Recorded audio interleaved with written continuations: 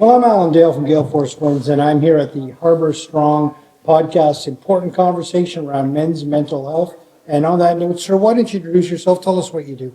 Danny Breen, and the Mayor of the City of St. John's. Your Worship, it's great to have you in conversation once again. You're a busy guy running a beautiful, vibrant city here on the extremities of this wonderful country. Yet you take time out on a Saturday to come and talk about men's mental health with a group of other fellows gathered around trying to look for solutions. Why do you do that? Why is men's mental health important? It's an extremely important issue right now. I mean, mental health is an important issue for everybody, but men are particularly vulnerable right now. And traditionally, men haven't been, I guess, noticed as having those types of challenges. But I think today, with everything that's happening in the world, everybody's under a little bit more pressure, and certainly men, and certainly for me in politics, those pressures are a little bit more than ever. Your Worship, sometimes there's an event in life or a life experience or set of circumstances that shifts your perspective on things. And is there anything like that for you? Yeah, I think that the challenges of work today is different than work was even 25 years ago. I mean, 25 years ago, you got a job, and if you went to work in a company or in the government, you probably stayed there.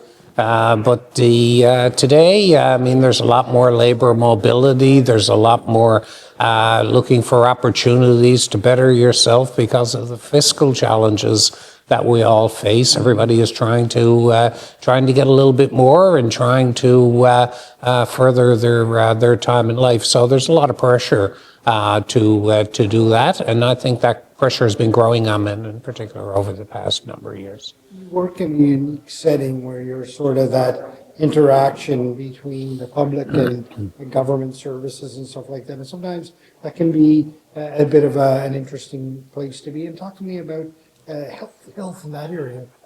Social media changed a lot. And, people, sometimes they would have to make a phone call or would have to send an email in the kind of the next generation from that. But then along came social media, and people had an opportunity and had a soapbox that they could be on at any time.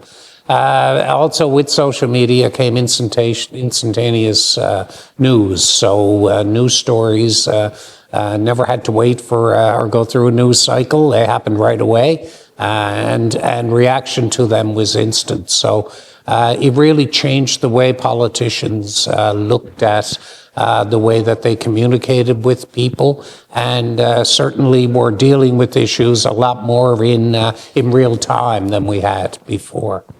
You don't run an amazing city like St. John's without being a guy that looks for solutions and looks for ways forward and through obstacles and challenges. Where do you see the way forward around men's mental health? Well, I think the big thing is realizing, and I think the big onus too is on men for being able to reach out and check on their friends, and to check on their colleagues, and to check on the people that they know, to see how to make sure everything is okay. And I learned that myself, and I know that. We all have challenges from time to time, and there's situations that arise, particularly in my job, that create a bit more stress and a bit more emotion than usual. And to have people ask me, look, are you okay, or how are you doing with that?